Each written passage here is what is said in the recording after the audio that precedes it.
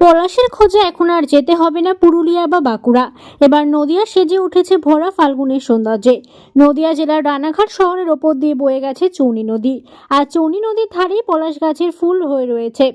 এই পলাশের সৌন্দর্য এখন আকর্ষণ করছে বহু মানুষকে। রানাঘাট পৌরসভার 10 নম্বর ওয়ার্ডের কোটপাড়ার পেছনে বয়ে গেছে চৌনি নদী। একসময় জায়গাটি ছিল একটি ডাম্পিং গ্রাউন্ড, যেখানে আবর্জনা স্তূপ এবং কটু গন্ধে মানুষ অতুষ্ট ছিল।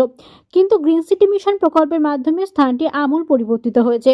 আর এই অঞ্চলের রানাঘাটের পৌরপতি কৌশলদেব বন্দ্যোপাধ্যায় তার 10 নম্বর ওয়ার্ডের পলাশ গাছ রোপণ করে। 6 বছর আগে শুরু হওয়া প্রকল্পে ডাম্পিং গ্রাউন্ড সরিয়ে গিয়ে জায়গাটি পরিষ্কার করে এখানে সবুজায়ন এবং পার্ক গড়ে তোলা হয়। রাজ্য সরকারের 60 লক্ষ টাকা খরচে অবকাশ নামক এই পার্কটি তৈরি করা হয়। এখন এই পার্কে পলাশ ফুল ফুটতে শুরু করেছে।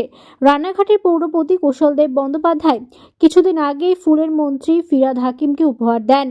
মন্ত্রী ফিরহাদ হাকিম ফুল উপহার পেয়ে খুব খুশি হন। তিনি এক্স হ্যান্ডেলে টুইট করেন যে কৌশলদেব বন্দ্যোপাধ্যায় জানিয়েছেন আগামী 12ই মার্চ 10-এর ডাকে উদ্যোগে এবং বুধবার নিরাশ্রয়ের আবাসিকদের হাত দিয়ে 25টি হলুদ এবং লাল পলাশ বৃক্ষরোপণ করা হবে। এর মধ্য দিয়ে বসন্ত উৎসবের সূচনা হবে, যার অর্থ বা সময়ের অভাবে পুরুলিয়া বা বাঁকুড়াতে যেতে পারছে না তাদের জন্য। রানাঘাটে এসে এই দৃষ্টিনন্দন দৃশ্য উপভোগ করতে পারবেন। এখানে মূলত মানুষ কি কারণে আসছে? এই দেখতে আসছে। কি দেখতে আসছে?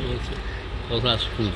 আচ্ছা, কেন পলাশ ফুল কি এখানে কোথাও দেখা যায় না? না না, দেখা যায় না। এখানে খুব ভালো, এখানে সবাই আসে, দেখে যায়। আচ্ছা, এই পলাশ কোথায় দেখা যায় তো আগে? এখানে তো দেখাতে হতো না, অন্য জায়গায় হতো। শান্তিনিকেতন।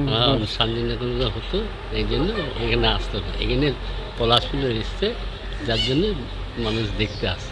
এই বছর কি প্রথম ফুল এসছে? হ্যাঁ, এবার প্রথম না, অনেকবারই আসে, কিন্তু এই বছর আরও ফুল এসছে, এই জন্য আরও বেশি লোক আসে। কি নাম আপনার? মতিলাল দাস। আপনি কি করেন?